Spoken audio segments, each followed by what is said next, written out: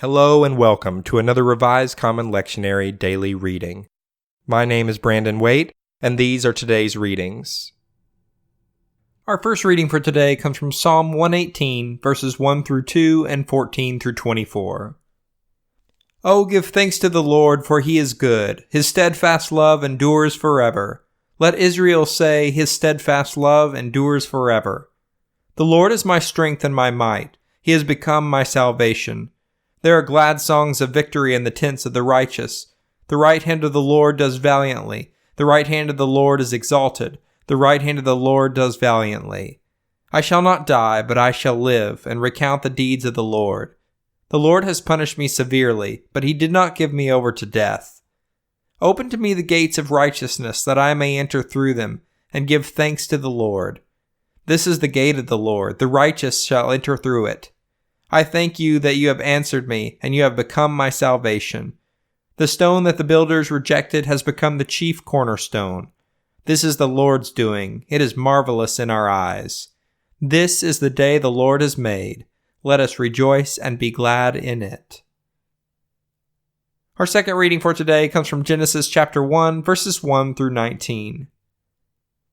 In the beginning, when God created the heavens and the earth was a formless void, and darkness covered the face of the deep, while a wind from God swept over the face of the waters. Then God said, Let there be light, and there was light. And God saw that the light was good, and God separated the light from the darkness. God called the light day, and the darkness he called night. And there was evening, and there was morning, the first day. And God said, Let there be a dome in the midst of the waters, and let it separate the waters from the waters. So God made the dome and separated the waters that were under the dome from the waters that were above the dome. And it was so. God called the dome sky, and there was evening and there was morning, the second day. And God said, Let the waters under the sky be gathered together into one place, and let the dry land appear. And it was so. God called the dry land earth, and the waters that were gathered together he called seas, and God saw that it was good. And then God said, Let the earth put forth vegetation, plants yielding seed, and fruit trees of every kind on earth that bear fruit with seed in it. And it was so. The earth brought forth vegetation, plants yielding seed of every kind, and trees of every kind bearing fruit with the seed in it. And God saw that it was good. And there was evening, and there was morning, the third day. And God said, Let there be lights in the dome of the sky to separate the day from the night, and let them be for signs and for seasons and for days and years, and let them be lights in the dome of the sky to give light upon the earth. And it was so. God made the two great lights, the greater light to rule the day, and the lesser light to rule the night, and the stars. God set them in the dome of the sky to give light upon the earth, to rule over the day and over the night, and to separate the light from the darkness. And God saw that it was good. And there was evening, and there was morning, the fourth day. Our final reading for today comes from 1 Corinthians chapter 15, verses 35 through 49.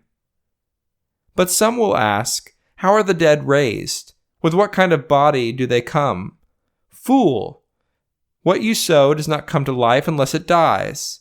And as for what you sow, you do not sow the body that it is to be, but a bare seed, perhaps of wheat or some other grain. But God gives it a body as he has chosen, and to each kind of seed its own body. Not all flesh is alike, but there is one flesh for human beings, another for animals, another for birds, and another for fish. There are both heavenly bodies and earthly bodies, but the glory of the heavenly is one thing, and that of the earthly is another. There is one glory of the sun, and another of the moon, and another glory of the stars. Indeed, stars differ from stars in glory. So it is with the resurrection of the dead. What is sown is perishable, and what is raised is imperishable. It is sown in dishonor, and is raised in glory. It is sown in weakness, it is raised in power. It is sown in a physical body, and it is raised a spiritual body. If there is a physical body, there is also a spiritual body. Thus it is written, The first man, Adam, became a living being. The last Adam became a life-giving spirit. But it is not the spiritual that is first, but the physical, and then the spiritual. The first man was from the earth, a man of dust. The second man is the man of heaven. so are those who are of heaven. Just as we have borne the image of the man of dust, we will also bear the image of the man of heaven. This is the word of the Lord. Thanks for listening. I hope you'll return tomorrow for another Revised Common Lectionary daily reading.